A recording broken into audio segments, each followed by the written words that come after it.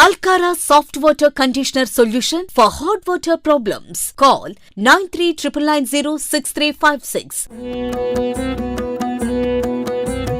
नमस्तेस्तु महामाये श्रीपीठे सुरपूजिते शङ्खचक्रगदाहस्ते महालक्ष्मी नमोस्तुते। ఇస్తినమ్మ వాయినం పుచ్చుకున్నానమ్మ వాయనం, ఇస్తినమ్మ వాయినం పుచ్చుకున్నానమ్మ వాయనం, ఇస్తినమ్మ వాయినం తీసుకున్నానమ్మ వాయనం. నా వాయినం తీసుకున్నది ఎవరమ్మా? గౌరీ పార్వతి, నా వాయినం తీసుకున్నది ఎవరమ్మా? గౌరీ పార్వతి, నా వాయినం తీసుకున్నది ఎవరమ్మా? గౌరీ పార్వతి. కోరి తినమ్మ వరం. తథాస్తు, నీ అభీష్టం నెరవేరుగాక. నమస్కారం అమ్మా. సౌభాగ్యవతి భవ. ఇంకా మ్యారేజ్ అవ్వలేదు.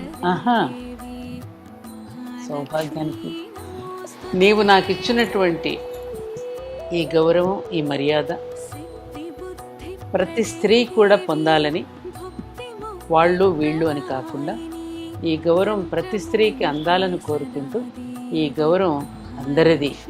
అవునమ్మా. భర్త ఉన్నవాళ్ళ లేని వాళ్ళ అని కాకుండా ప్రతి స్త్రీకి చెందుగాక ఈ వాయనం. నమస్కారం. ఐ డ్రీమ్ ప్రేక్షకులకు స్వాగతం. ఇవాళ మనందరికీ ఎంతో ఇష్టమైన, మనందరం ఇష్టపడే భారతీయం సత్యవాణి గారు మనతో పాటు ఉన్నారు. వారితో మాట్లాడి మరిన్ని విషయాలు తెలుసుకుందాం. జై శ్రీరామమ్మ. జై శ్రీరామ్ బంగారం. ఎలా ఉన్నారమ్మా? నేను బాగానే ఉన్నాను, కానీ ఈరోజు నువ్వు నాకు ఈ శ్యామలాదేవి వ్రతం చేసుకుని వాయనం తెచ్చి ఇచ్చావు చూడు, మనసు ఒకలాంటి భావానికి, అనుభూతికి లోనైంది. అంటే ఆ జగన్మాత అమ్మ ప్రేమ ఎలా ఉంటుందో అర్థమైంది. ప్రతిరోజు నేను నిత్యాగ్నిహోత్రం చేస్తున్నప్పుడు 3 సార్లు శ్యామలాదేవి మంత్రంతో హవిస్సు వేస్తాను. మళ్ళీ సురేఖ రూపంలో వచ్చి నాకు ఈ రోజున ఇలా పసుపు కుంకుమలు సమర్పించడం అనేది అమ్మ యొక్క అనుగ్రహంగా భావిస్తున్నాను తల్లి. ముఖ్యంగా నువ్వు ఆలోచించిన విశాలమైనటువంటి ఆలోచనతో వచ్చావు. వీళ్ళకి పసుపు కుంకుమలు ఇవ్వచ్చునా, చీర పెట్టవచ్చునా, వాయనం ఇవ్వచ్చునా అనే దాన్ని పక్కన వేసేసి ధైర్యంగా నాకు తెచ్చావు చూడు. ఇది నేనే కాదు, ప్రతి స్త్రీ కూడా ఇటువంటి ఆదరణ పొందాలని, ఆమెకు ఆ రకమైన ఒక భరోసా ఇవ్వాలని, ఆ తల్లి కూడా ఆ రకమైనటువంటి అమ్మవారి యొక్క అనుగ్రహాన్ని పొంది ఆనందంతో మళ్ళీ 10 ఏళ్ళు బ్రతికేటట్టుగా ఆమెకు ఒక ఎనర్జీ ఇవ్వాలని నేను నీ ద్వారా నేను కోరుకుంటున్నాను తల్లి. ధన్యవాదాలు. భగవంతుడు నేను చల్లగా చూడాలమ్మా. అమ్మ, మీరు పెద్దవాళ్ళు, మీరు ధన్యవాదాలనే పెద్ద మాట నాకు చెప్పకూడదమ్మా. ఇది అమ్మవారి సంకల్పం. అందుకే ఈ ఇంటికి ఆ చీర సారే వచ్చింది అని నేను భావిస్తున్నానమ్మా. ఒక మనిషికి ఆలోచన కల్పించేది కూడా అమ్మవారే అని అంటారు. నాకు నవరాత్రులు చేస్తున్న సమయంలో నాకు అసలు ఆలోచన లేదమ్మా. చివరి రోజు నేను సారీ ఎవరికి ఇస్తానో కూడా నాకు అసలు తెలీదు. నేను అనుకున్నాను, చివరి రోజు నాకు ఇప్పటికిప్పుడు అనిపించింది, ఇవాళ అనుకున్నాను, మీరు వెంటనే నాకు మీ టైం అవైలబుల్ అని చెప్పటం, మీకు వచ్చి నేను ఇవ్వటం, ఇదంతా కూడా అమ్మవారి అనుగ్రహం, సంకల్పం అమ్మ. అంతే. అమ్మవారి యొక్క సందేశం కూడా, అవని యొక్క సందేశం కూడా నీ ద్వారా పంపించిందని నేను అనుకుంటున్నాను. అయి ఉండొచ్చమ్మా. మనం ఏదో అంటారు చూడండి, ఓన్లీ ఈ జగన్నాటకంలో పాత్రధారులం. అయితే అమ్మ, ఎటు టాపిక్ వచ్చింది కాబట్టి మాట్లాడుతున్నానమ్మా. ముందు ఈ విషయం మాట్లాడిన తరువాత మనం మిగతా డిస్కషన్ పెడదామమ్మా. చెప్పు తల్లి. అమ్మ, పూర్వ సువాసినులకి ఒక వ్రతానికి వెళ్ళినా కూడా, ఇంట్లో ఒక శుభకార్యం జరుగుతున్న సమయంలో కూడా వాళ్ళకి అందాల్సిన గౌరవం అందుతోందా అమ్మ? అందడం లేదు. నువ్వు ఒక మాట అన్నావు ఇప్పుడు. అసలు నువ్వు ఆ మాట ఎందుకన్నా, పూర్వ సువాసిని ఎందుకు వాడావు? అంటే నేను విన్నది, నాకు తెలిసింది చెప్తానమ్మా. ఇది కరెక్టా రాంగా కూడా నాకు తెలీదు. నేను అది కూడా ఒప్పుకోను. పూర్వం సువాసిని అయినప్పుడు ఇప్పుడు సువాసిని కాకుండా ఎలా పోతుందో నాకు అది ముందు ఆన్సర్ చెప్పమనండి ఎవరినైనా. ఏమ్మా, అమ్మ ఎప్పుడూ అమ్మే. నాన్నగారు పోయిన తర్వాత అమ్మ కాకుండా పోతుంది. సువాసిని అంటే ఏమిటి అసలు? అక్కడ మంచి మనసు కలిగినది అని అర్థం. ఆ మంచి మనసు కలిగినది తండ్రి భర్త పోయిన తర్వాత ఆ మంచి మనసు మారిపోతుందా? కాదు. అందుకని పూర్వ సువాసిని అనే పదం కూడా ఎవరు పెట్టారు, ఎవరికి ఉంది ఈ అధికారం అనడానికి? మరి పురుషుడిని ఏమంటున్నారు భార్య చనిపోయిన తర్వాత? ఇప్పుడు పురుషుడిని కూడా మరి ఆ విధంగానే ట్రీట్ చేయాలిగా. మరి పురుషుడిని ఎందుకు ట్రీట్ చేయడం లేదు? స్త్రీని ఎందుకు ట్రీట్ చేస్తున్నారు? తనకి తానుగా 8 సంవత్సరాలు 10 సంవత్సరాలు 20 సంవత్సరాలు కూడా గ్యాప్ ఉన్నటువంటి పురుషులకి ఇచ్చి పెళ్లి చేస్తే అతను ముందు చనిపోతాడని తెలుసు వయసు పెరిగిన తర్వాత, దానికి కూడా సిద్ధపడి ఆవిడ పెళ్లి చేసుకోవడానికి ఒప్పుకున్నప్పుడు భర్త ముందు వెళ్ళిపోతాడని తెలిసి స్త్రీలందరూ ఒప్పుకుంటున్నారుగా అవును. పెద్దవాడిని పెళ్లి చేసుకోవడానికి. అందుకు ఆవిడ మరింతగా గౌరవం పెంచాలా, ఆవిడని అవమానించాలా? పెంచాలి. అందుకని గౌరవం పెంచింది శాస్త్రం. అది అర్థం చేసుకోకుండా ఎవడెవడో మాట్లాడని అట్లాంటివన్నీ తీసుకుని సమాజాన్ని బాధ పెట్టడమా? అదేనా ఎత్ర నార్యస్తు పూజ్యంతే రమంతే తత్ర దేవత అని శ్లోకాలు వల్లించడమేనా? ఏమిటి స్త్రీని గౌరవించడం? అలాంటి పేరంటానికి వెళ్ళినప్పుడు, పిలిచినప్పుడు, 10 మంది కూర్చున్నప్పుడు, ఆ తల్లి అక్కడ కూర్చుని వ్రతమంతా వీక్షిస్తున్నప్పుడు అందరికీ తాంబూలాలు ఇచ్చి ఆ తల్లి చేతిలో తాంబూలం పెట్టకపోతే, బొట్టు పెట్టకపోతే, ఆ తల్లిని బాధ పెడితే అక్కడ వ్రతం నీకు సఫలీకృతం అవుతుందా? ఇది చెప్పమనండి ఎవరినైనా నాకు. ఒక మనసును బాధ పెట్టేటటువంటి పూజ, ఒక మనసును కించపరిచే పూజ, అవమానపరిచే పూజ ఎలా అవుతుంది? చెప్పు తల్లి, దీనికి ఆన్సర్ చెప్పమనండి ఎవరినైనా నన్ను. ఆ తల్లి మనసులో ఎంత బాధపడుతుంది ఆ సమయంలో, అది ఎవరైనా ఎప్పుడైనా ఆలోచించారా?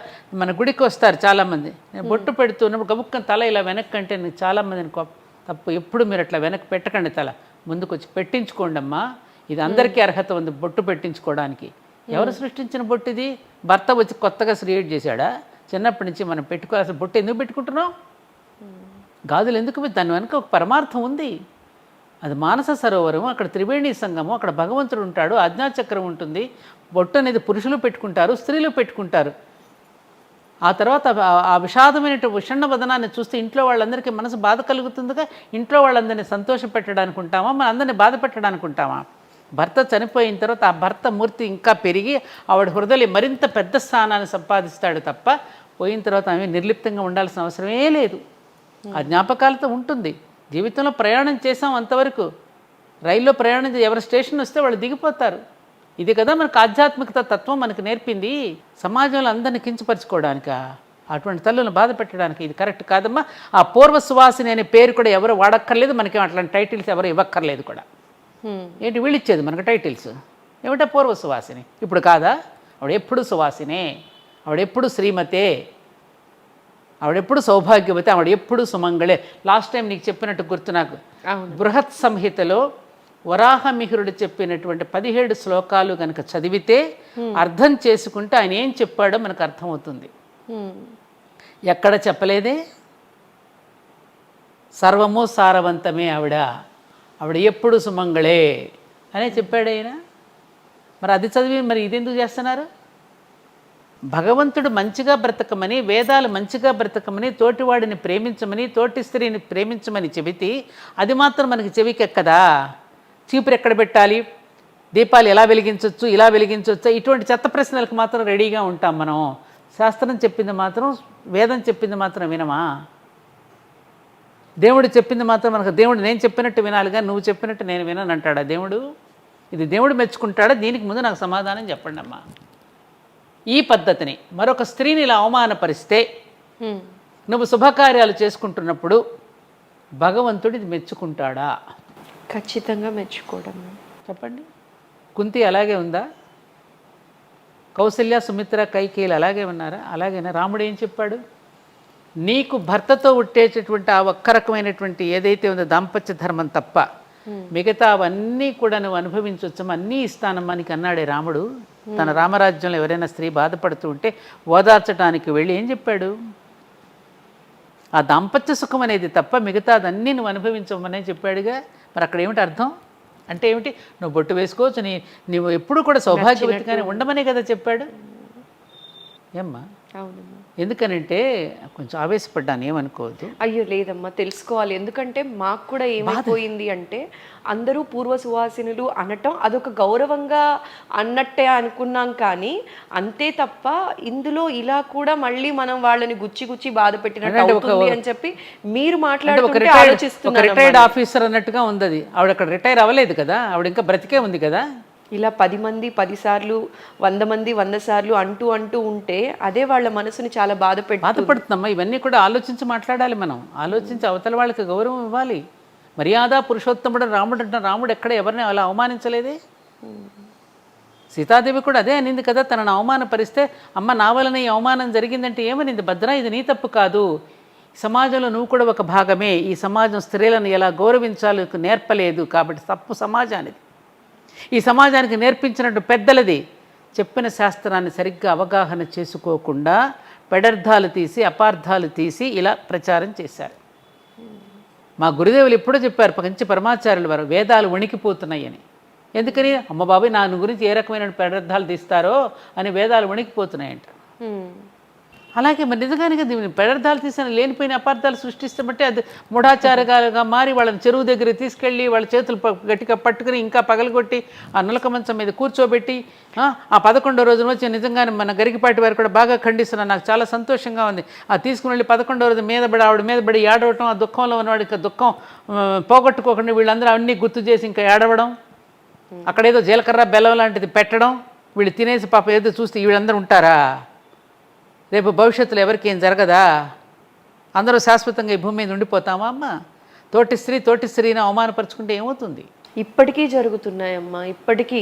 మనం మొన్న చేసిన మారుదాం కింద కమెంట్స్ లో పెట్టారమ్మా ఒక ఆవిడ, సురేఖ కమెంట్స్లో పెట్టావంటే గుర్తొచ్చింది నాకు. నేను లాస్ట్ టైం మన ఇద్దరం మాట్లాడుకున్న తర్వాత నేను ఊర్లు వెళ్ళినప్పుడు ఎయిర్పోర్ట్లో ఒక అమ్మాయి, దాదాపు పాప 30 సంవత్సరాల వయసు ఉంటుంది అనుకుంటా అమ్మాయికి. ఓకే.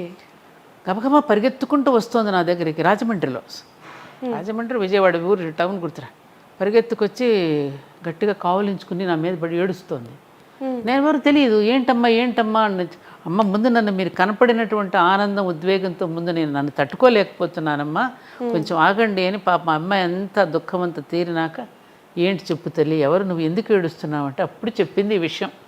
ఇలా మీ వీడియో చూశానమ్మా నేను, నాకు 2 సంవత్సరాలు అయింది నా భర్త చనిపోయి. 30 ఇయర్స్ పాప అమ్మాయి, 32 ఇయర్స్ కన్నా ఉండదు నేను అనుకోవటం. నేను సన్ రైజు సన్సెట్ కూడా చూడలేదు 2 సంవత్సరాలు. My God. మీ వీడియో నాకు ఎంతో జీవితాన్ని ఇచ్చిందమ్మా. అది చూసిన తర్వాత నేను ధైర్యం తెచ్చుకుని నాకు ఎంతో బ్రతుకునిచ్చారమ్మా మీరని ఏడ్చింది నా దగ్గర. ఇంకొక తల్లి ఎంతమంది ఫోన్లో నీ ఆ వీడియో చూసిన తర్వాత, అందుకు నీకు థ్యాంక్స్ చెప్పాలి. ఎందుకనంటే చాలామంది ధైర్యం తెచ్చుకున్నారు చూసిన తర్వాత, ధైర్యం తెచ్చుకున్నారు. ఇప్పుడు ఎందుకనంటే చాలామంది పురుషులు కూడా కొంత స్వార్థంతో దీన్ని వ్యాప్తి చేశారమ్మా. ఎందుకంటే వీళ్ళు ఐడెంటిఫై చేస్తారు, వీళ్ళు మగ దక్షత లేని, మగ గొడుగు లేనటువంటి స్త్రీలు ఎక్కడైతే ఉంటారో వాళ్ళని ఐడెంటిఫై చేసి వాళ్ళని ఏదో ఒక విధంగా హెరాస్ చేయడానికి, ఏదో ఒక విధంగా వాళ్ళని చేయడానికి కూడా, ట్రాప్ చేయడానికి కూడా చేస్తారుగా. అందుకని వాళ్ళకి ఒక వేషం వేసేసి వీళ్ళు పలానా మగదక్క లేనటువంటి వాళ్ళని గుర్తించుకోవడానికి కూడా చేశారేమో అని అనుమానం కూడా వస్తుంది నాకు ఇప్పుడు. ఓకే. పూర్వం నుంచి అంతే కదా. ఎంతమంది తల్లులమ్మ పాపం వాళ్ళ కోరికలను అణుచుకుని వాళ్ళ ఇళ్లల్లో ఉండి పాపం ఎన్ని రకాలుగా వాళ్ళ బాధలు పడి, అటు పుట్టింటి వాళ్ళ అవమానాలు ఎదుర్కొని, ఇటు అత్తింటి వాళ్ళ అవమానాలు ఎదుర్కొని ఎన్ని బాధలు పడ్డారమ్మా వాళ్ళు. ఎంతోమందిని చూసాం మనం, మన బంధువుల్లోనే ఎంతోమంది ఉంటారు, ఎంతమందిని చూడలేదు మనం. ఇది కరెక్టా అని అడుగుతున్నా నేను. ఈ జీవించడానికి, భూమి మీద పుట్టిన ప్రతి ప్రాణికి జీవించే హక్కు ఉంది కదా. ఆమె జీవించే హక్కు కలిగినటువంటి ఆ స్త్రీని మానసికంగా క్షోభ పెట్టి బాధ పెట్టే హక్కు మనకున్నదా? లేదు. సేద తీర్చాలా, నీకు నేనున్నానమ్మా అని ధైర్యం చెప్పాలా మనం? ఖచ్చితంగా ధైర్యం చెప్పి తీరా. నువ్వు పుట్టింటికి తీసుకువెళ్ళేది ఎందుకు? ఆవిడ ధైర్యం చెప్పడానికే కదా. మాకేదో అయిపోతుంది, వీళ్ళు రాకపోతే, వీళ్ళు ఏదో దీపం చూడకపోతే మాకేదో అయిపోతుందని తీసుకుపోతారా మీరు?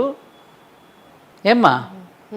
లేదమ్మా, మా ఇంట్లో మా అందరితో కలిపి పుట్టి పెరిగావు, మా బావగారు లేకపోయినా మేమంతా ఉన్నాం కదా నీకు అని ఆ సోదరిని ఆ విధంగా అక్కును చేర్చుకుని వాళ్ళు దుఃఖాన్ని తీసి మళ్ళీ పూర్వంలాగానే చీర పెట్టేటప్పుడు మళ్ళీ బొట్టు పెట్టి పంపించాల్సిన అవసరం ఉన్నది. మొన్నటి వరకు పెట్టి వాళ్ళు పెట్టకుండా నువ్వు పంపిస్తే అమ్మాయి ఎంత బాధపడుతుంది. ఇది ఎందుకు ఆలోచించట్లేదు వీళ్ళు? ఏమ్మా? అవునమ్మా, నిజంగా ఈ పాయింట్ చాలామంది మిస్ అవుతున్నారు. చాలామంది తెలిసో తెలియకో బాధ పెడుతున్నారమ్మా. చాలా తప్పమ్మా. నేను బృహత్ సంహితలో మళ్ళీ రిపీట్ చేయమంటే చెప్తాను. లాస్ట్ టైం చెప్పిన పాయింట్ చెప్పినట్టు గుర్తులేదు నాకు, నేను నీతో చెప్పానని. వరాహమిహిరుడు బృహత్ సంహితలో చెప్పిన 14-17 చెప్పలేదమ్మా శ్లోకాలలో ఉన్న దాంట్లో ఆయన ఏం చెప్పాడంటే, బ్రాహ్మణులు సత్ప్రవర్తన చేత పాదముల యందు మహిమ కలిగి ఉంటారు. ఓకే. అందుకే బ్రాహ్మణోత్తముడిని చూస్తే మనం పాదాభివందనం చేస్తాం. గోవులు పృష్ఠభాగమునందు మహిమ కలిగినవి. సంపదంతా అక్కడి నుంచే కదా. పాలు, పేడ ఇవన్నీ కూడా గోవు నుంచి వచ్చేది. ప్రతిదీ కూడా శ్రేష్టమైందే కదా, సంపదిస్తుంది కదా మనకి. అందుకని పృష్ఠభాగమునందు మహిమ కలిగినవి. గుర్రములు, గొర్రెలు ఇలాంటివన్నీ కూడా ముఖమునందు మహిమ సారవంతమైనవి. స్త్రీలు సర్వము సారవంతములే, సర్వము మంగళప్రదమే. ఎందుకంటే వాళ్ళ త్యాగం చేత, ప్రేమ చేత, అన్నింటి చేత సారవంతమైనటువంటి స్త్రీలు ఎప్పుడు అన్ని వేళలా పూజనీయులే అని చెప్పింది శాస్త్రం. ఇదెందుకు పట్టించుకోవటల్లా? అప్పుడు ఆ పనికి రాకుండా ఎలా పోతుంది? ఆలోచించము. ఇది మనం ఆలోచించొద్దా? ఆలోచించాలి. విద్య పెరిగిపోతుంది, ఒకవైపున బోలెడన్ని డిగ్రీలు తెచ్చుకుంటున్నాం. మరి చదువుకున్న వాళ్ళు కూడా ఎందుకు ఆలోచించడం లేదు? ఆ రోజుల్లో అంటే చదువు లేదు, మూర్ఖం అనుకుందాం. ఇప్పుడు అందరూ చదువుకుంటున్న వాళ్ళు కూడా ఎందుకు ఆలోచించటంలా ఈ పాయింట్ని? అన్ని ప్రశ్నలు వేస్తారు అన్ని విషయాల్లోనూ, మరి ఈ విషయంలో ఎందుకని ప్రశ్నించుకోవటం లేదు వాళ్ళు? ఇది ఆలోచించాల్సిన విషయమమ్మా. కాబట్టి సమాజంలో ఇప్పటి నుంచైనా, ఆనాడు వీరేశలింగం పంతులు గారు లాంటి మహానుభావులే లేకపోతే ఏమ్మా, బాల్య వివాహాలు, అలా తర్వాత వితంతు వివాహాలు ఇవన్నీ జరగకపోతే సమాజంలో ఇంకెంతమంది వాళ్ళ జీవితాలను బలిపెట్టవలసి వచ్చేది? అందుకని ఎప్పటికప్పుడు సమాజంలో వస్తున్న చెడుని మనం సంస్కరించుకోవాలి తప్ప, ఆ చెడుని ఎప్పటికప్పుడు తీసేసి మళ్ళీ తిరిగి నవజీవనానికి మన నాంది పలకాలి తప్ప ఈ విధంగా ఒకరినొకరు అవమానించుకోవటం అనేది ఎట్టి పరిస్థితుల్లోనూ కరెక్ట్ కాదు. ఇప్పటికైనా మారుదాం, మనం మారుదాం, యుగం మారుతుంది. నేను ఎప్పుడు చెప్తా ఇదే స్లోగన్, మనం మారుదాం, యుగం మారుతుంది. ఇదమ్మా. అయితే అమ్మా, ఇంత చెప్పినప్పటికీ కూడా మీలాంటి వాళ్ళు, గరికపాటి గారి లాంటి వాళ్ళు కూడా స్టేజ్ పైన ఎన్నో ప్రవచనాల్లో చెప్పారమ్మా ఆయన.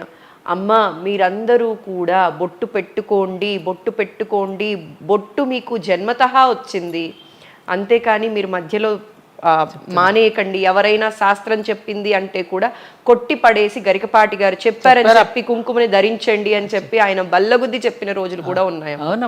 అయితే ఇప్పటికీ కొందరు ఇంట్లో బిడ్డకి కళ్యాణం జరుగుతున్న టైంలో కానీ, ఏదైనా శుభ కార్యక్రమం జరుగుతున్న సమయంలో కానీ ఒక అడుగు వెనక వేసే ఉంటున్నారమ్మా. ఎవరినో బయట నుంచి తీసుకొచ్చి వాళ్లతో అన్ని కార్యక్రమాలు చేయిస్తున్నారు, వాళ్లతో నలుగులవి పెట్టిస్తున్నారే తప్ప తల్లి కూడా స్వయంగా దగ్గరికి రావట్లేదు. చెడేమో, నా బిడ్డకి మంచి జరగదేమో అన్న భయాన్ని ఎక్కువ ఉంటోందమ్మా. అలాంటి వాళ్ళకి మీరు ఇచ్చే సలహా అమ్మా? ఇది మా అత్తగారు, నేను వచ్చేసి మా మామగారు లేరు. అత్తయ్య నాకు ఇది అయిపోయింది తెచ్చిపెట్టండి, కుంకుమ తిలకమ నేను తేకూడదు. అత్తయ్య ఇంకొకసారి అలా మాట అంటే, మీరు తెస్తేనే నేను పెట్టుకుంటాను, నా అత్తయ్య తెస్తేనే పెట్టుకునేదాన్ని. ఇప్పుడు నాకు 74 సంవత్సరాలు రా నడుస్తున్నాయి, 74 నడుస్తున్నాయి. జీవితంలో ఎవరైనా ఎంతకాలం ఉంటాం? నేను ఎప్పుడూ ఒకటే అనుకునేదాన్ని, నిజమైనటువంటి ప్రేమ గనుక భార్యకి భర్త మీద ఉంటే, ఈ పసుపు కుంకుమలు అనేది పెట్టిన మానవుల యొక్క సృష్టి, దైవ సృష్టిలో లేదు. ఇది వేదంలో లేదు, దైవ సృష్టిలో లేనే లేదు. తన చేతుల మీదుగానే తన భర్త వెళ్ళిపోవాలని కోరుకుంటుంది ప్రతి స్త్రీ. ఏది భర్త మీద ప్రేమ ఉన్న స్త్రీ సమాజానికి భయపడి ఆ మాట అంటోంది.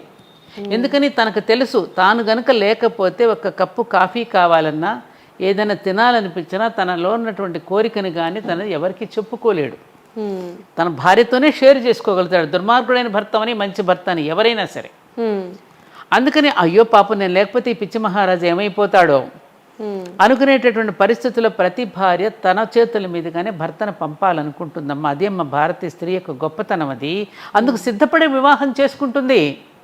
ఇప్పుడంటే రకరకాలు వచ్చేసాయి. ఈ మధ్యలో మరీ 20 సంవత్సరాల నుంచి ఈ వివాహ పద్ధతుల్లో కానివ్వండి, వివాహ వ్యవస్థలో కానివ్వండి, అన్ని రకాలుగా దాంపత్య అన్ని రకాల పెను మార్పులు వచ్చేసాయి.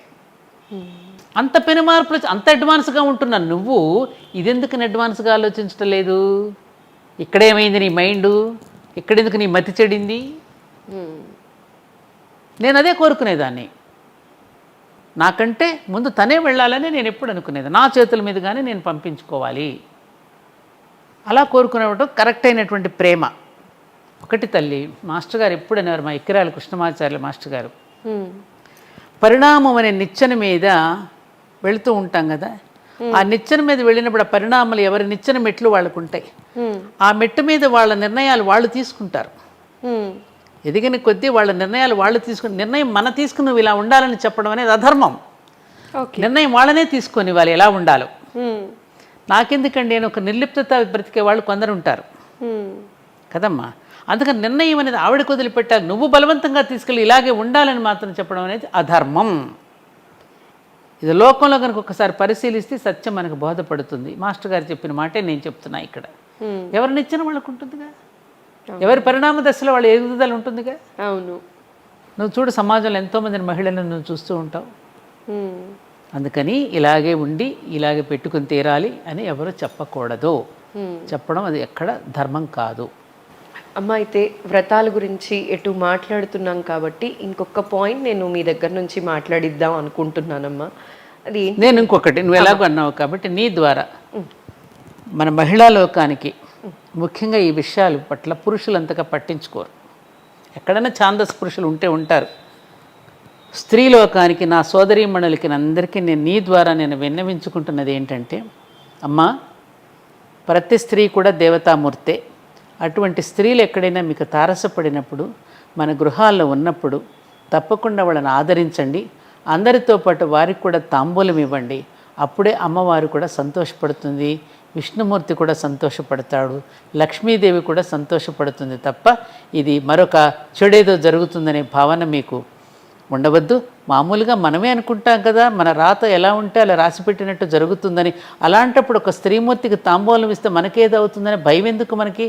భయంతో జీవించకండి అమ్మా, ప్రేమతో జీవించండి. ప్రేమను పంచుకుంటున్న కొద్దీ భగవంతుడి యొక్క అనుగ్రహం కూడా మనకు లభిస్తుంది. అందరినీ ప్రేమించండి, ఆదరించండి. అటువంటి తల్లులకు కూడా చక్కగా బొట్టు గంధం పెట్టి మీరు ఆదరించమని ఈ సోదరిగా నేను మీ అందరినీ ఇదిగో కొంగు చాపి మరీ అర్థిస్తున్నాను. మనసుకు బాధ కలిగించకండి. ఖచ్చితంగా అందరిలో మార్పు రావాలి. ఏ మహిళ కూడా బాధపడకూడదమ్మా. పడకూడదమ్మా. ఏ స్త్రీ బాధపడినా ఆ ఇంటికి అసలు మంచిది కాదు. మనమే అంటామే కలకంటి కంటి కన్నీరు నిండినని. మరి అటువంటి కలకంటి మన ఇంటిలో ఉన్నప్పుడు ఆవిడ కన్నీరు పెట్టుకుంటూ ఉంటే ఆమెను బాధ పెడితే మంచిది కాదన్నప్పుడు ఈ విషయంలో ఎలా బాధ పెడతాం? నాకు కూడా బాధ కలిగింది ఒక సందర్భంలో ఈ మధ్యకాలంలో. ఎప్పుడు ఎవరు వెళ్ళినా నన్ను, అమెరికాకు వెళుతుంటే పిల్లలు ఎవరు వెళుతున్నా నన్ను, అక్క వాళ్ళు వీళ్ళంతా నన్ను రమ్మనేవారు. ఈ మధ్య నన్ను పిలవలేదు, బాగా కూర్చున్నా నేను. ఓహో అంటే ఏమిటి, అలా ఉన్నారు. అమ్మ, మీరు కూడా ఇలాంటివి ఫేస్ చేసి? ఒకటి 2-3 సందర్భాల్లో ఫేస్ చేయడం. మా పుట్టింటికి తీసుకువెళ్ళారు, నాకు చీర పెట్టి మంచం మీద పెట్టి పొద్దున పెట్టామన్నారు. బాధపడ్డాను.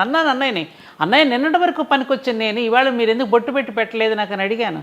మా మరదలంది లోకరీతి కదా వదినా, అది లోకరీతిలో నువ్వేం అర్థం చేసుకున్నావు? లోకరీతి అని చెప్పి గుడ్డిగా అనుసరిస్తావా నువ్వు? గుడ్డిగా అనుసరిస్తావా? అందుకే పరమాచార్యులు వారు నాకు చిదంబరం నుంచి నాకు బ్రహ్మాండంగా పండితులు వచ్చి పసుపు కుంకుమలు తెచ్చి, అమ్మ నువ్వు ధైర్యం చెప్పు తల్లి అందరికీ, ఇదిగో ఈ కుంకుమ నువ్వు ధరించు, నీ కుంకుమ ప్రతి వ్యక్తికి కూడా ధైర్యాన్ని ఇవ్వాలని నాకు అక్కడి నుంచి పంపించారు. కంచి నుంచా? కంచి నుంచి. ఓకే, కంచి నుంచి పండితులు వచ్చి ఇచ్చారు అర్ధరాత్రి పైగా. నీ కుంకుమే వాళ్ళందరికీ ధైర్యాన్ని ఇవ్వాలి. అటువంటి తల్లులకి పెట్టుకోండి తల్లులారా, అందరూ చక్కగా కుంకుమ ధరించండి. ప్లాస్టిక్ బొట్లు పెట్టుకుంటున్నారమ్మా, ఎందుకమ్మా? ఎవరో చెప్పులు తోళ్ళు పెట్టుకుంటావా మనం? ఆజ్ఞాచక్రం దగ్గర హాయిగా కుంకుమ ధరించండి. ప్లాస్టిక్ బొట్లు ఎక్కడో కనపడకుండా ఇంత చిన్న చెక్క పెట్టుకోకల. పెళ్ళిళ్ళు అయినాళ్లే పెట్టుకోవడం లేదమ్మా, మంగళసూత్రాలు ధరించటం లేదు, భర్త ఉన్న వాళ్ళు మంగళసూత్రాలు పెట్టుకోవటం లేదు, బొట్లు పెట్టుకోవడంలా, గాజులు వేసుకోవట్లా, మెట్టలు ధరించట్లా. మనమైనా పెట్టుకుందాం, కనీసం అప్పుడన్నా బుద్ధి వస్తుంది వాళ్ళకి. ఏం మాట్లాడాలో తెలియట్లేదమ్మా నాకైతే. అమ్మా, ఇప్పుడు వ్రతాల గురించి ఎటు మాట్లాడాం కాబట్టి ఈ మధ్య కాలంలో చూసినట్లయితే ఎవరో నైబర్స్ ఒక వ్రతం చేసుకున్నారు, ఇక్కడ ఇన్ని ప్రసాదాలు చేశారు, ఇంతమందికి వాయినాలు ఇచ్చారు, ఇంత ఆర్భాటంగా చేశారు అన్న ఆలోచనతో వ్రతం ఇలానే చేసుకోవాలేమో అని చెప్పి వీళ్ళు కూడా అంతకు మించి చేసుకునే ప్రయత్నంలో డబ్బులు ఉన్నా లేకపోయినా సంవత్సరంలో ఒకసారి 2 సార్లు అలా చేస్తూ ఉన్నారు కదమ్మా. డాబు కోసం అనాలా, దేవుడి మీద ప్రేమ కోసం అనాలా, లేకపోతే కొన్ని సందర్భాల్లో పండితులు పెట్టే భయం కోసం అనాలా తెలీదమ్మా. నాది తప్పైతే క్షమించండి. ఎందుకంటే ఈ వ్రతం ఇలా చేసుకోవాలి, ఇలానే చెయ్యాలి అనే భయంతో చాలామంది డబ్బులు వృధా చేసే వాళ్ళు కూడా ఉన్నారు. అలాంటి వాళ్ళకి మీరు ఇచ్చే సలహా అమ్మ? అమ్మ, వ్రతం అంటే ఏమిటి? ఒక పనిని దీక్షగా నిర్వహించడాన్ని వ్రతము అంటాం. ఈ పనిని నేను వ్రతంగా స్వీకరిస్తున్నానండి అంటాం మనం, అవునా? అలాగే ఒక వరలక్ష్మి వ్రతం ఎందుకు చేస్తున్నాం? ఒక సత్యనారాయణ స్వామి వ్రతం ఎందుకు చేస్తున్నాం మనం? ఆ వ్రత కథలో ఏముంది? ఆ కథను ఎందుకు వినమని చెప్పారు మనల్ని? 5 కథలు, 5 అధ్యాయాలు. ఆ కథ యొక్క సారాంశం ఏమిటంటే భూలోకంలో మానవులందరూ కష్టాలు పడుతున్నారు స్వామి, వాళ్ళకేమిటి కష్టాలు నెరవేరాలంటే ఏం చేయాలి అని చెప్పి నారద మహాముని అడుగుతాడు. అడిగితే సత్యనారాయణ స్వామి వ్రతం చేయమన్నాడు ఆయన. సత్యనారాయణ స్వామిని సపరేట్ గాడ్ ఉన్నాడా? లేడు కదా. సత్యమే వ్రతము, సత్యమే నారాయణ స్వామి. అందుకని సత్యాన్ని వ్రతంగా స్వీకరించమని చెప్పవయ్యా, అప్పుడు కష్టాలు తొలగిపోతాయి అని చెప్పాడు. అందుకని ఏం చెప్పాడు ఆ కథల్లో? ఎవరెవరు ఉన్నారు ఆ కథలో? ఆ వ్రత కథలో క్షత్రియుడనే మహారాజు ఉన్నాడు, ఒక బ్రాహ్మణుడున్నాడు, ఒక వైశ్యుడున్నాడు, ఒక కట్టెలు కొట్టే శూద్రుడున్నాడు. అంటే అక్కడ కులం కాదు, వర్ణం. వర్ణం నేను చెప్పేది, వర్ణం వేరు, కులం వేరు. బ్రాహ్మణ వర్ణం, బ్రాహ్మణ అంటే జ్ఞానము, క్షత్రియ అంటే బలము, వైశ్య అంటే ధనము, శూద్ర అంటే శ్రమశక్తి. ఈ నలుగురు ఉంటారుగా సమాజంలో. బ్రహ్మ జ్ఞానం కలిగిన వాళ్ళు జ్ఞానాన్ని పంచాలి, నిరాడంబరంగా జీవిస్తూ జ్ఞానాన్ని పంచుతూ వాళ్ళ సత్ప్రవర్తనతో జీవిస్తూ ప్రజలకు సత్ప్రవర్తన అలవాటు చేయాలి. అతను కమిట్మెంట్తో పని చేయాలి. రెండో వాడెవరు? క్షత్రియుడు. తన క్షాత్రశక్తితో, తన బాహుబలంతో సమాజాన్ని రక్షిస్తూ ఉండాలి. అతను కమిట్మెంట్తో పని చేయాలి. మూడవతను ఎవరు? వైశ్య అంటే ధనము. ఈ వస్తువుల యొక్క పంపిణీ ఏదైతే ఉన్నదో చక్కనటువంటి ఒక సరైనటువంటి ధరను నిర్ణయించి అందరికీ సమాన పంపిణీ జరిగేటట్టుగా, ఎవరికి ఇబ్బందులు కలగకుండా వ్యాపారాన్ని ధర్మబద్ధంగా చేయాలి. ఈ పంపిణీ జరగాలి. అతను కమిట్మెంట్తో పనిచేయాలి. ఇక శ్రమశక్తి, ఆ శ్రమశక్తితో, ఎందుకంటే తన మనసుతో ఈ బ్రాహ్మణ, క్షత్రియ, వైశ్య ఈ 3 వర్ణాలు ఆలోచనా పరులు. మనసుతో ఆలోచించే వీళ్ళు శరీరంతో పని చేసేవాడికి ఆజ్ఞాపిస్తున్నాడు. అతనికి మనసుతో సంబంధం లేదు, మనం చెప్పిన పనిని తూచా తప్పకుండా చేస్తాడు అతను. ఈ శ్రమశక్తి కూడా కమిట్మెంట్తో పని చేయాలి. ఈ 4 శక్తులు కనుక సరిగ్గా పని చేస్తే భూలోకంలో కష్టాలు ఉండవయ్యా అని చెప్పిన కథని తీర్థానికి ప్రసాదానికి ముడిపెట్టేసి, తీర్థం తీసుకోకపోతే పాపం, ప్రసాదం తీసుకోకపోతే ఏదో కొంప మునిగిపోతుందని ఈ తీర్థ ప్రసాదాలకు ముడిపెట్టేసి కథను అంతటితో చేసేసి దక్షిణలు, తాంబూలాలు దీనితో పెట్టేశాం. సత్యనారాయణ వ్రతానికి ఎవరైనా పిలిచి వెళ్ళలేకపోయినా, మధ్యలో ఏదైనా పనిపడి ప్రసాదం తీసుకోకపోయినా దీనివల్లే నాకు ఈ కష్టం వచ్చింది అని చాలా మంది భయం. అదేనమ్మా నువ్వు అడిగిన ప్రశ్నకు నేను ఆ భయంతో, భగవంతుడు అంటే భయాన్ని పెంచారు. భయం భక్తి లేదురా అంటాం మనం. భయం పెంచొద్దు, భయం తప్పు చేయటానికి భయపడే స్వభావాన్ని పెంచమన్నారు.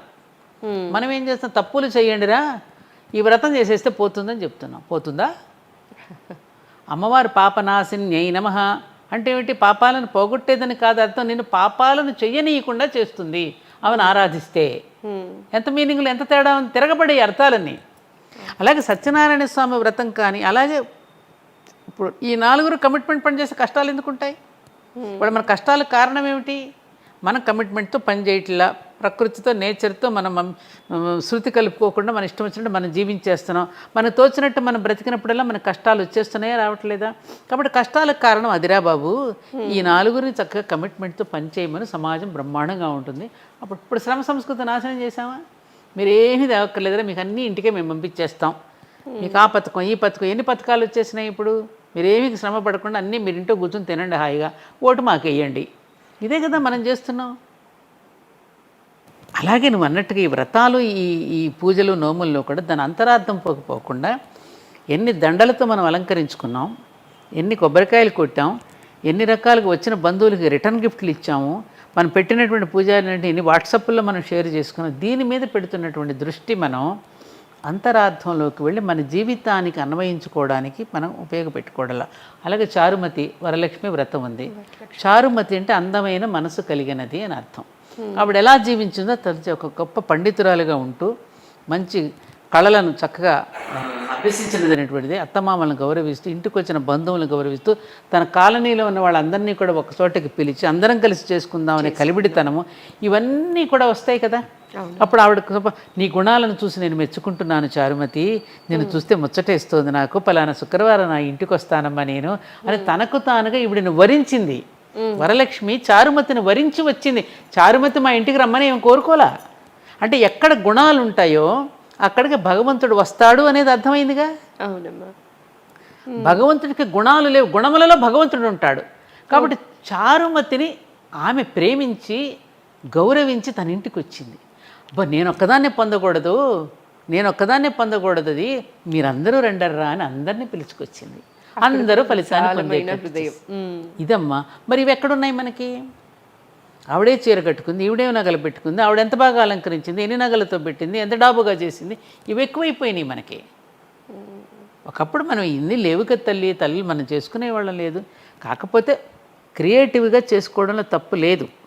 అందంగా అలంకరించుకోవడంలో మనకున్న సృజనాత్మకతనంతా దాంట్లో కూడా పెట్టి క్రియేటివ్గా చేసుకుని మన భావాన్ని కళాత్మకంగా, ఇప్పుడు మన భావాలను కూడా వెంకటేశ్వర స్వామిని సుప్రభాతంతో మేలుకొల్పున ఆ భావము ఆ కళాత్మకంగా ఆయన్ని కూడా ఆరాధిస్తూ నిద్ర మేలుకొప్పుతున్నామా లేదా? అలాగే అమ్మవారిని కీర్తించినా పూజించినా మనం ఆరాధించినా కూడా ఆ విధమైనటువంటి అందమైనటువంటి భావాలతో మనం పూజ ఎంతైనా చేసుకోవచ్చు. నువ్వు అన్నట్టుగా మిగతా ఆడంబరాలకు వెళ్ళి కొంతమందిని ఆదరించి కొంతమందిని ఆదరించకుండా ఇంకొక రకంగా వెళితే సమాజానికి కూడా ఇది ప్రమాదకరం. కొంతమంది లేని వాళ్ళు ఉంటారు, ఉన్నవాళ్ళు ఉంటారు, వాళ్ళు బాధపడతారు. ఇది కూడా నేను ఎందుకు ఈ క్వశ్చన్ అడగాల్సి వచ్చిందంటే కూడా నేను ప్రాక్టికల్గా చూశాను. ఒక ఆవిడ ఏ వ్రతం అయినా సరే ఆవిడకి ఉంది, చక్కగా అలంకరణ అది చేసుకునేది, వచ్చిన వాళ్ళందరికీ వాయినాలు ఇచ్చి చీర సారే పెట్టి పంపించేవాళ్ళు. ఇంకొక ఆవిడకి లేదు. అది చూసిన ప్రతిసారి ఈవిడకి దేవుడి మీద భక్తితో పాటు ఎక్కడో దేవుడి మీద కోపం, నాకే ఇచ్చేసావే, కనీసం నేను తాంబూలం ఇచ్చే పరిస్థితి కూడా లేదే అని చెప్పి ఇంకా ఎక్కువ బాధ. సో అలాంటివి చూసినప్పుడు నాకు అనిపించిందమ్మా, మీలాంటి పెద్దల ద్వారా తెలిస్తే ఉన్నదాంతో సంతృప్తిగా చేసుకో. అమ్మా భగవంతుడు దేన్ని స్వీకరిస్తున్నాడు? తిరుమల తిరుపతి దేవస్థానానికి వెళ్ళు, ప్రొద్దున్న తలుపులు తీసే సన్నిధి గొల్ల, ఆ గొల్లవాడు వెళ్ళి తలుపులు తీస్తాడు. రాజుగారు తెచ్చిన బంగారు దాంట్లో స్వీకరించట్లేదు, మట్టి పాత్రలోనే స్వీకరిస్తున్నాడు. అమ్మ మన భక్త కన్నప్ప ఏం పెడితే తిన్నాడైనా, శబరి ఏం పెడితే తిన్నాడు రాముడు. కాబట్టి నీలో ఉన్న భక్తిని భగవంతుడు చూస్తాడు తప్ప ఈ ఆడంబరాలు ఏమీ భగవంతుడు ఆశించడు. ఇది మన ఆనందం కోసం మనం చేసుకుంటున్నాం తప్ప దేవుడు మాత్రం దానికి ఏమీ పడిపోవడమ్మా. ఆయన ఏమీ లంచగొండి కాదు మనం ఇది ఇస్తేనే నేను అనుగ్రహిస్తాను అనడానికి. కాబట్టి అలాంటి భావన మనకి ఏమక్కర్లా. భావన మాతృ సంతుష్టాయే నమః. మన భావన చేతనే వాడు సంతోషపడిపోతుంది. కాబట్టి నువ్వు అయితే ఫలం పుష్పంతో ఏమన్నారే ఇంట్లో పెట్టినా కూడా భగవంతుడు స్వీకరిస్తాడు. అంతే, మానస పూజ చేసుకో హాయిగా, అవేమీ అక్కర్లేదు, ఆ పోటీయే అక్కర్లేదు అసలు మనకి. మనంగానే ఉందాం. ఎవరో ఏదో చేస్తున్నారు, మనం ఎందుకు పోటీ పడాలి? ఎవరో ఏదో అనుకుంటారని మనం ఎందుకు నలిగిపోవాలి కదా. కాబట్టి మన ధోరణిలో మనం హాయిగా చేసుకుందాం. కొబ్బరికాయ కలసం మీద పెట్టి కూడా వ్రతం చేసుకోవచ్చు, పండితుడు కూడా అక్కర్లేదు, మనమే చేసుకోవచ్చు. నీ భావన చేత నేను మనతో శ్లోకాలు రానక్కర్లా. నీ మనసు పలానా గోత్రంలో పుట్టినటువంటి నేను, నా భర్త పేరు ఇదిగో, నేను వారి ధర్మపత్ని, ఇదిగో నా కుటుంబ సభ్యులు, మేమందరం కూర్చుని నీ అనుగ్రహం కోసం ఇదిగో ఈ రోజున పూజ చేసుకుంటున్నాం అన్ను తెలుగులో మాట్లాడుకుంటూ చేసుకో. అంతే అమ్మా. నీ పేరు చెప్పుకో, అక్కడేం మనకు అక్కర్లేదుగా, సంస్కృత శబ్దాలు ఏం అక్కర్లేదుగా. సంకల్పం సంస్కృతంలోనే చెప్పాల్సిన అవసరం లేదు, మనకేం కావాలి అనేది మనసులో చెప్పుకుంటే చాలు. అమ్మా అయితే అమ్మ, వ్రతాల గురించి మాట్లాడాం కదా, ఇక్కడ ఇంకొక టాపిక్ కూడా నేను ఖచ్చితంగా మాట్లాడాలనే వచ్చానమ్మా. ఫస్ట్ ఇది మాట్లాడాక లాస్ట్లో మాట్లాడదాం అనుకున్నాను. ఇప్పుడైతే నేను ఆ క్వశ్చన్ అడిగి మిగతాది మాట్లాడదామమ్మా. జాతకాల పేరిట, దోషాల పేరిట పేరు మార్చుకుంటే మంచి జరుగుతుంది అని చెప్పడంతో, లేకపోతే రకరకాలుగా ఆల్రెడీ కష్టంలో ఉన్న వాళ్ళకి ఇంకా భయాన్ని పెట్టి వాళ్ళు అప్పులు చేసుకొని పరిహారాలు చేసుకునే పరిస్థితి జరుగుతోందమ్మా. Too many cooks spoil the dish అని చెప్పి రకరకాలుగా భయాలని పెంచేస్తున్నారమ్మా జాతకాలు చూసి. ఇలాంటి పరిహారాలు చేసుకోండి, ఇలాంటివి చేయండి అని చెప్పి. అలాంటి వారికి మీరిచ్చే సలహా అమ్మ? ఈ జ్యోతిష శాస్త్రం అనేటటువంటిది ఒక టార్చ్ లైట్ లాగా మనకి మార్గాన్ని ఒకటి సూచిస్తుంది. నిరాశ నీ దరిచేరనందుకు నీ రాశి ఏదైనా పర్వాలేదంట జిల్లెలమ్ముడు అమ్మగారు. నిరాశ నీ దరి చేరనంత వరకు నీ రాశి ఏదైనా పర్వాలేదు. ఒక కష్టం వస్తుంది అనుకోమ్మా, ఆ కష్టానికి కావలసిన రెమెడీస్ మనకి ఇచ్చేశారు పూర్వపు రోజుల్లో. అమ్మ, పూర్వం రోజుల్లో కనీసం గుర్తుండేదే అమ్మ, ఏ టైంకి జాతకాలు లేదు. ఎంత బాగాలేదా ఇవాళ పెళ్ళిళ్ళు, జాతకాల పేరు పెళ్ళిళ్ళు ఎంత పోస్ట్ పోన్ అవుతున్నాయమ్మా. అందరికీ పిచ్చెక్కిపోయింది జాతకాలు చూసి పెళ్ళిళ్ళు చేయటం. జాతకాలు చూడకుండా పెళ్ళిళ్ళు చేసిన మేమందరం బాగున్నాంగా, చూసి చేసిన పెళ్ళిళ్ళన్నీ మరి విడిపోతున్నాయిగా. ఇప్పుడు ఇంట్యూషనల్ అమ్మా, ఎప్పుడైతే ఒక కుటుంబం కలుస్తుందో, ఒకరికి ఒకరు కొన్ని చోట్లకి వెళితే మనకి ఉండాలని అనిపించదు, వాళ్ళతో సంబంధం కుదుర్చుకోవాలని కూడా మనకు అనిపించదు. కొంతమందిని చూడగానే సంబంధం ఎందుకు కుదుర్చుకోవాలని అనిపిస్తుంది. ఆ మంచి చెడు అనేది తర్వాత అనిపిస్తుంది, అది వేరే సంగతి, అది ఇంట్యూషనల్, అది దైవ నిర్ణయం. ఆ జరిగినప్పుడు మనం సంబంధాలు కుదిర్చేసుకుంటున్నాం కదా. మరి పూర్వపు రోజులు అసలు ఎవరు ఒక బ్రాహ్మణ కుటుంబాలునే జాతకాలు చూసి పెళ్ళిళ్ళు చేసుకోవటం అనేది అప్పట్లో ఉండేది. ఇప్పుడు అన్ని వర్గాల్లోనూ వచ్చేసింది ఇది. ఈ పిచ్చి ముదిరిపోతుంది, పిచ్చి బాగా. అందుకని ఇదేమిటంటే మీరు అన్నట్టుగా ఇందాక two many cooks spoil the బ్రాత్ అన్నట్టుగా, ఎక్కువ మంది ఎవరికి తోచినట్టు వాళ్ళు చెప్పేయడం వలన ఏది కరెక్టో తెలియక అన్నీ ఆచరించాలని అనుకోవడంలో ఒక రకంగా సైకలాజికల్ డిఫెక్ట్స్ వచ్చేస్తున్నాయి. మా దగ్గర గోశాలకు వస్తుంటారు, రకరకాలుగా ప్రవర్తిస్తుంటారు. అదేమంటే వారు పలానా పాస్టర్ గారు చెప్పారు, పలానా వారు చెప్పారమ్మా ఇలాగే పెట్టాలి, ఇలాగే చేయాలని. ఆయన ఎవరో చెప్పారంట, గోవు ఎంత రాసుకుంటే జుట్టు ఎంత కింద రాలి పడితే అన్ని రకాల పుణ్యాలు దొరుకుతాయని చెప్పాడు. ప్రతి ఒక్కళ్ళు రాయి తెచ్చి మీ దగ్గర పెడతామంటారు వాళ్ళు.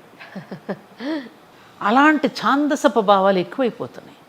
ఒకవైపునేమో విజ్ఞానం పెరుగుతోంది అంటున్నారు, ఛాందస భావాలు ఒకవైపున ఇలా పెరిగిపోతున్నాయి. దీనివల్ల ఏమవుతోంది, భయం, ఏమవుతుందని. ఆ భయంతో పిల్లల పెళ్ళిళ్ళు కూడా పోస్ట్ పోన్ చేసేస్తున్నారు. పోస్ట్ పోన్ చేసేస్తే ఏమవుతుంది, అప్పుడు ఏమవుతుంది చెప్పమ్మా? ఆలస్యం అవుతుంది. ఆలస్యం అయితే ఏం జరుగుతుంది, పెడదారులు తొక్కుతారా లేదా? ఛాన్సెస్ ఉంటాయి కదా. సమయానికి నువ్వు ఈ 16 సంస్కారాలు ఏ సంస్కారం సమయానికి చేయకపోయినా ప్రమాదమేగా. ఇప్పుడు అన్నప్రాసన అనే ఒక సంస్కారం ఉంది. ఆ సంస్కారంలో అన్నానికి 6 నెలలకు నువ్వు అన్నం అనేటటువంటిది పెట్టకపోతే వాడు పాక్కుంటూ వచ్చి మన ప్లేట్లోకి ఎగబడి తింటాడా లేదా? వివాహం కూడా అంతే. ఇలా ఈ జాతకాల పిచ్చిలో పడిపోయి రకరకాలుగా చెప్తున్న వాటిని భయం అనేది ఏర్పడిపోయి వాళ్ళు ఏ పని చేసినా కూడా భయంతో చేస్తున్నారు తప్ప ధైర్యంతో చేయటంలా. వాళ్ళకి మానసికమైన ఆత్మవిశ్వాసాన్ని పెంచాలి, ఆత్మస్థైర్యాన్ని పెంచాలి, కానీ వాళ్ళకి ఈ రకమైన భయం పెట్టి అది చేయకపోతే ఇదవుతుందని చెప్పేసి పైగా థంబ్నెయిల్స్ కూడా అలాగే పెడుతున్నారు. అది చూసి వీడు భయపడిపోతున్నాడు, రకరకాలుగా ప్రక్రియలకు అలవాటు పడిపోతున్నాడు. చాలా నేను చూస్తున్నాను మా నేను చాలామందికి చెప్తున్నాను, ఇదేం కాదమ్మా, అసలు శని అనేటటువంటిది అసలు భయపెట్టేవాడిని, శిక్షకుడు, రక్షకుడు. ఆ శనిని కూడా అలాగే ఆయన ఏదో చెడ్డవాడు అన్నట్టుగా చిత్రీకరించేశారు. మహానుభావుడు, సూర్యుడు యొక్క కుమారుడు ఆయన, శిక్షకుడు, రక్షకుడు ఆయన. మన నిదానంగా ఆలోచించుకుని పనిలోకి దిగమంటున్నాడు. శనైశ్చరాయ, నెమ్మదిగా నడిచేవాడు అని అర్థం. నెమ్మదిగా ఆలోచించుకుని దిగాయి. ఆ పీరియడ్ వస్తుంది నీకు, వచ్చినప్పుడు నీ వ్యాపారం కానీ ఉద్యోగం కానీ కొంచెం ఆలోచించుకుని దిగమని చెప్పి మనకు ప్రేమగా చెప్పేటటువంటి గొప్ప శిక్షకుడు, శిక్షణనిచ్చేవాడు శని. అబ్బో దాన్ని చెప్పి ఎవరో చెప్పారని అబ్బో నూనె జారిపోతుంటాం, అక్కడ పడిపోతుంటాం. వచ్చేసి నువ్వుల నూనె గుమ్మరించేస్తుంటారు, పోసేస్తుంటారు, ఏమిటో వెలిగిస్తారు, నువ్వులని గుమ్మరిస్తారు, ఏమిటో అర్థం కాదు. ఈ జపాల పేరిట దాని పేరిట దీని ఒక జపం అనేది చేసుకోవాలి అంటే నీకు ఆకలిస్తే నువ్వన్నం తింటావా, నేను తింటానా? నేనే తిన్నా. నీకు కష్టం వస్తే పరిహారం నువ్వు చేసుకుంటావా, వేరే వాళ్ళు చేస్తారా? నేనే చేసుకోవాలి. వేరే వాళ్ళు చేసే మంత్రంతో చూసే వైద్య విధానాలు వేరే ఉన్నాయి మనకి శాస్త్రాల్లో, అవి కాదని నేను అనడంలా, ఉన్నాయి, దానికి వైద్యం ఉంది. కానీ ఏదైనా నీకు కష్టం వస్తే భగవంతుడిని స్మరించాలన్నా ఒక జపం చేసుకోవాలన్నా ఆ జపం మీద నువ్వు చేసుకో. నీకోసం ఇతరులు జపం ఎలా చేస్తారు? ఎలా సాధ్యపడుతుంది అసలు? అది ఎటువంటి వాళ్ళకి సాధ్యపడుతుంది అంటే యోగులైనటువంటి వాళ్ళకి, మహానుభావులైనటువంటి వాళ్ళకి, భగవద్ దర్శనం చేసుకున్నటువంటి వాళ్ళ అనుగ్రహం జరిగితే ప్రార్థన చేస్తే ఏదో కొన్ని మహిమలు జరుగుతాయి మనకి. అయితే ఇప్పుడు అంటున్నారు కదమ్మా చాలామంది, మీకు జపం చేసుకునే అవకాశం లేకపోయినా కూడా మేము జపం చేసి ఆ జప ఫలితాన్ని మీకు దారపోస్తామని కూడా చెప్తూ ఉన్నారు కదమ్మా. చాలా నేనేమి కామెంట్ చేయలేను సురేఖ ఇది. ఎందుకనంటే ఇప్పుడు నేను చెప్తే కొంతమంది మనసు నొచ్చుకోవచ్చు. ఎందుకంటే నన్నే అంటారు, ఏమండి మా పొట్ట మీద కొట్టేస్తారా మీరని. ఎందుకనంటే మనకి పూర్వపు రోజుల్లో మనకి కొన్ని పద్ధతులు పెట్టారు. సమాజంలో అందరూ బ్రతకాలి, అందరికీ ఉపాధి కల్పించాలి. ఆ నేపథ్యంలో కొంతమందికి కొన్ని డ్యూటీస్ పెట్టారు. అతి సామాన్యమైనటువంటి వాడికి అవన్నీ చేసుకోలేనటువంటి పద్ధతిలో ఒక బ్రాహ్మణుడు వచ్చి అతనికి బోధ చేసి అతని జీవితాన్ని చక్కపెట్టడానికి ఒక మంచి మార్గాన్ని సూచించి ఈ దుష్కర్మ పోగొట్టాలి అంటే మరొక సత్కర్మ చేస్తేనే పోతుంది. ఏదైనా అంతేగా. రోగం వస్తే మనం ఏం చేస్తున్నాం? మందు వేసుకుంటున్నాం. కాబట్టి ఆ సుఖానికి కూడా ఆ దుఃఖానికి కూడా ఔషధం ఉంది పక్కన. ఔషధాన్ని స్వీకరించి మనం తేరుకోవాలి తప్ప ఏడుస్తూ కూర్చుంటే రాదు కదా. అందుకని వాళ్ళు ఏం చెప్పారు, ఈ దుష్కర్మ నీకు పోవాలంటే నువ్వు ఒక సత్కర్మ చెయ్యవయ్యా. ఏమిటా సత్కర్మ? అందుకని మనకేం చేశారు, దానాలతో ముడిపెట్టారు. పూర్వపు రోజుల్లో నువ్వేదో దుష్కర్మలు చేశావు, దీన్ని పోగొట్టుకోవాలి, నువ్వు సత్కర్మ చెయ్యి. విద్య లేని వాడికి విద్య దానం చెయ్యి, అన్నం లేని వాడికి అన్నం పెట్టు, ఆశ్రయం లేని వాడికి ఆశ్రయం, వస్త్రం లేని వాడికి వస్త్రం ఇవ్వు, సువర్ణదానం చెయ్యి, బంగారం లేని ఎవరైనా పేదవాళ్ళు ఉంటే కొంచెం మంగళసూత్రం చేయించి వాళ్ళకి ఇవ్వు.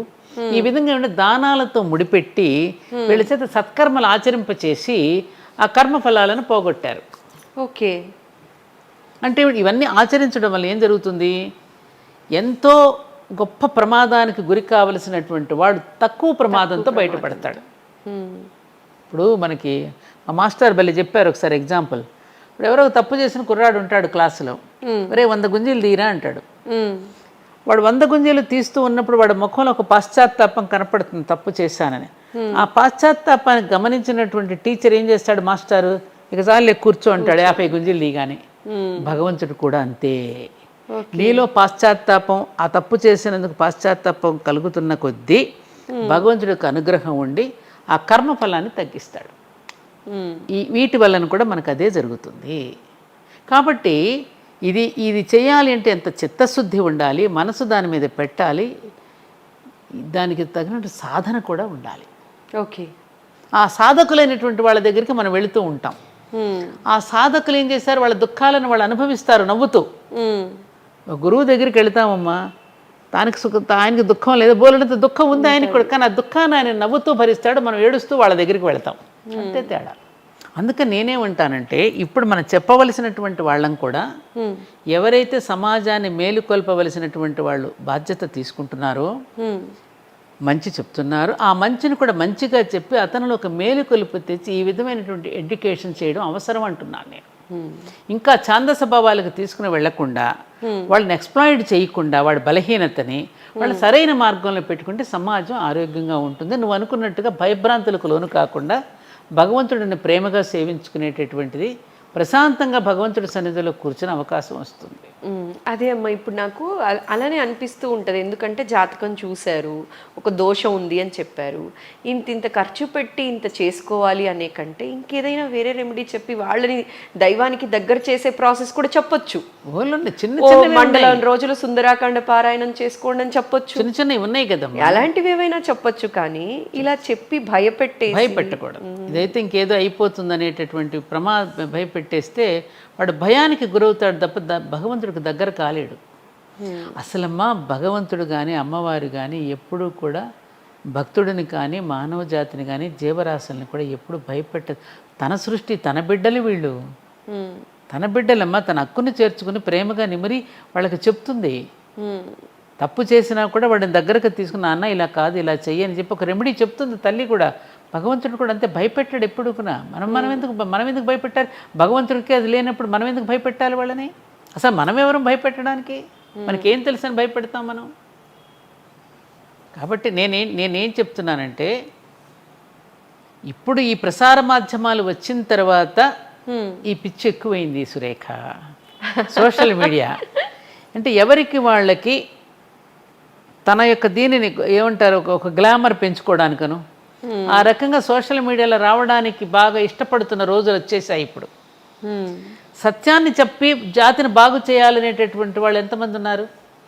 సత్యాన్ని చెప్పి బాగు చేయాలి అనుకున్న వాళ్ళు ఏదైనా మంచి చెప్పినా చూడ స్వచ్ఛమైన తమ్నేల్ పెట్టి చూసామంటే అమ్మ ఎవరు ఓపెన్ కూడా చూడకపోయినా పర్వాలేదు, సత్యమే చెప్పాలి, సత్యమే చెప్పాలి, మంచే చెప్పాలి. వాడు చూడకపోయినా పర్వాలా, చూడకపోయినా. ఇప్పుడు రజుభయ్య అనేవారు 85% నిరక్షరాస్యతతో ఉన్న రోజులు చాలా బాగున్నాయి అన్నాడు ఒక ఆయన.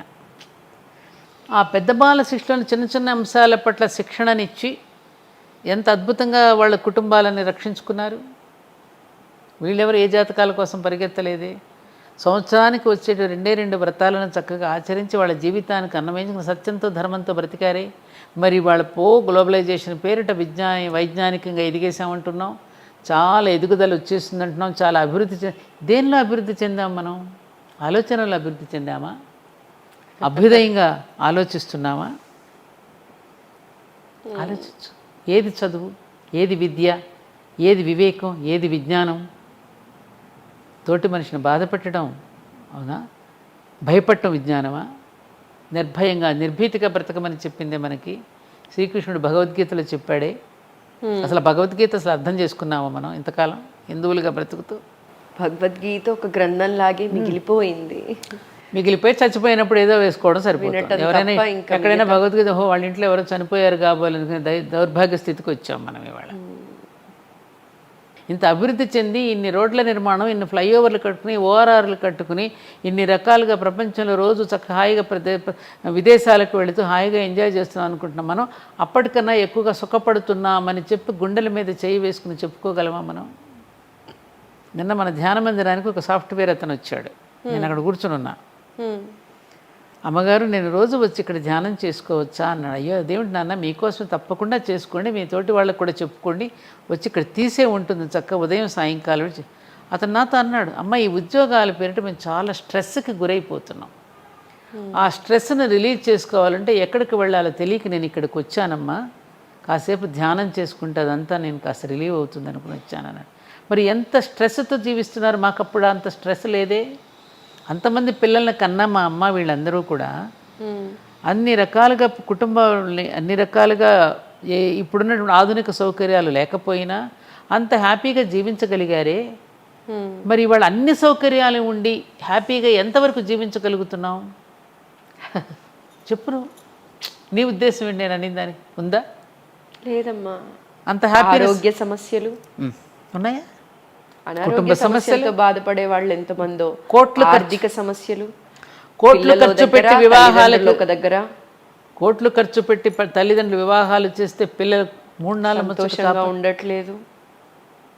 అదే ఏది సుఖం, ఏది ఆనందం? సాదాగా జీవిద్దాం, ఉన్నతంగా ఆలోచిద్దాం. నాది రెండో నినాదం. ఉన్నతంగా చెప్పాను, మనం మారుదాం, యుగం మారుతుంది. సాదాగా జీవిద్దాం, ఉన్నతంగా ఆలోచిద్దాం. నువ్వు ఉన్నతంగా ఆలోచించిన కొద్దీ నీకు చాలా హ్యాపీగా ఉంటుందమ్మా. ఎప్పుడు నువ్వు పాజిటివ్గా ఉంటున్న కొద్దీ నీ ఆరోగ్యం బాగుంటుంది. ఏమ్మా నీ మనసు బాగుంటుంది, నీ చుట్టూ ఉన్న పరిసరాలన్నీ కూడా ఒకలాంటి పారవస్యానికి గురవుతాయి, నువ్వు కూడా పరవశించగలుగుతావు. యాక్చువల్లీ ఇవాళ నేను మాట్లాడిన ప్రతి దగ్గర కూడా జనాలకి ఏదైనా ఒక విషయం తెలియాలి అన్నప్పుడు మీలాంటి వాళ్ళు చెప్తేనే వాళ్ళు అర్థం చేసుకుంటారు, పాటిస్తారమ్మా. అందుకనే మీ ద్వారా కొన్ని విలువైన సలహాలు వెళ్ళినప్పుడే జనాల్లో మార్పు వస్తుంది అనిపించిందమ్మా. అలా మారిన వాళ్ళు కూడా చాలామందే ఉన్నారు. అనుకుంటారమ్మా. నేను చెప్తాను, మర్చిపోయి నువ్వు ఎలాగో అడిగావు కాబట్టి ఒక సందర్భం చెప్తాను. చెప్పాలమ్మా. నేను 1988లో కంచి పరమాచార్య వారిని దర్శించుకోవడానికి వెళ్ళా. నాకు తెలియనటువంటి ఒకలాంటి ఒక భావన ఒక స్థితిలో వెళ్ళాను ఆయన దగ్గరికి. వెళ్ళి, స్వామి నాకు ఏదో చెప్పాలనిపిస్తోంది, జాతికి ధర్మ ప్రచారం చేయాలని ఉంది, నేనేం గొప్పగా చదువుకోలేదు మరి అని నేను స్వామి నన్ను అనుగ్రహించి పంపించారు స్వామీజీ. ఆయన ఎంత అద్భుతమైనటువంటి సన్నివేశం క్రియేట్ చేశారు. నేను పదాగా కంచి వెళ్ళలేను, వారు బోధించి నేను చెప్పలేను. అందుకని నాకు ఏం చేశారు ఆయన, ఆ సమయంలో నేను ఎందుకో మన జి పుల్లారెడ్డి గారి ఇంటికి వెళ్ళా. ఓకే. పరమాచార్య దగ్గరికి వెళ్ళిన తర్వాత వారింటికి నారాయణమ్మ గారు, శ్రీమతి నారాయణమ్మ గారు మహా ఇల్లాలు తల్లి, దంపతులు అంటే పుణ్య దంపతులు, ఆది దంపతులు వాళ్ళు. అమ్మ నన్ను భగవత్పుత్రి అని పిలిచేవారు. అమ్మ భగవత్పుత్రి అని ఆంధ్రపత్రిక నా ముందు పెట్టారు. ఇదేదో బాగున్నట్టుంది, నువ్వు చదివి వినిపించు అని నాకు ఇచ్చారు ఆవిడ. ఓకే.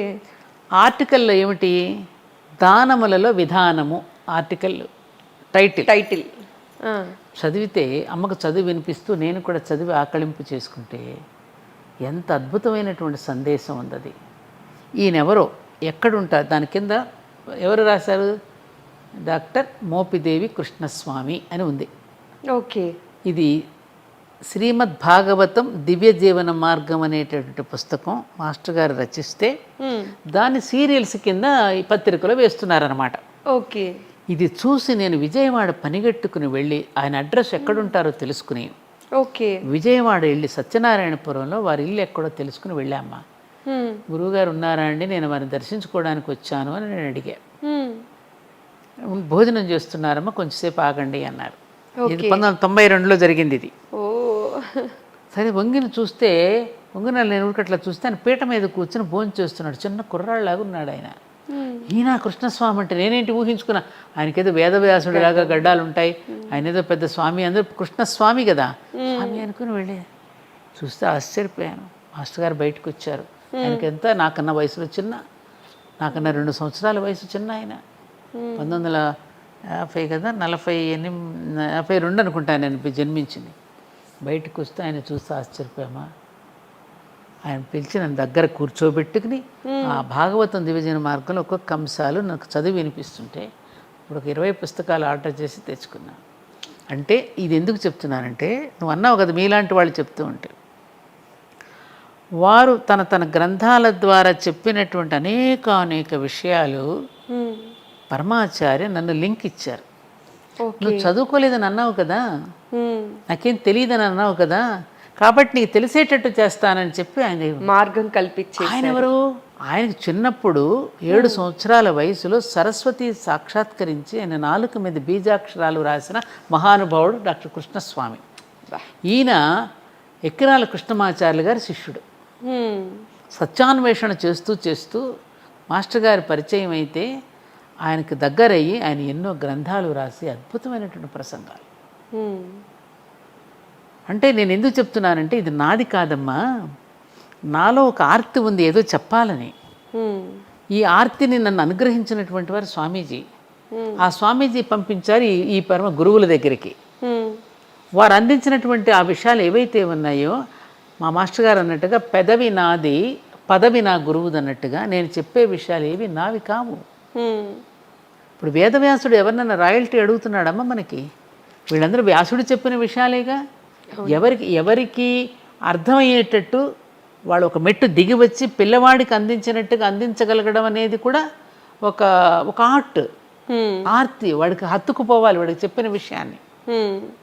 కాబట్టి అందరూ అక్కడి నుంచి అస్మదాచార్య పర్యంతం వందే గురు పరంపర అన్నట్టుగా ఆ గురువుల దగ్గర నుంచి సివివి గారు చెప్తే ఈకే గారు దోశలు పెట్టారు, ఈకే గారు చెప్తుంటే కృష్ణస్వామి గారు దోశలు పెట్టారు, కృష్ణస్వామి చెప్తుంటే నేను దోశలు పెట్టాను, నా నుంచి ఇంకొకటి దోశలు పడతాడు.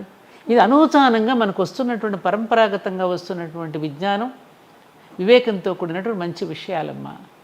ఇవి పెద్దలైనటువంటి వాళ్ళ బాధ్యత స్వీకరించి నేటి జాతికి మేలుకొలుపు కలిగేలాగా దీనికి అసలు అర్థాన్ని, పరమార్థాన్ని చెప్పవలసిన అవసరం ఎందుకున్నది? ఇవాళ రేషనల్ అవుట్లుక్ అనేది యుగధర్మంగా వస్తుంది కాబట్టి నేటి తరానికి చెప్పవలసిన బాధ్యత మన అందరి మీద ఉన్నది. ఇంకా ఛాందసాలకు తీసుకువెళ్ళొద్దు మనం. అన్యమతాల వాళ్ళు మనం వేళాకోళం చేస్తున్నారంటే కొన్ని మనం చెప్పే విషయాలను కూడా వాళ్ళు వేళాకోళం చేసి దాన్ని నెగిటివ్గా ప్రచారం చేస్తున్నారు. దానికి కారణం మనం కూడా ఉన్నాం.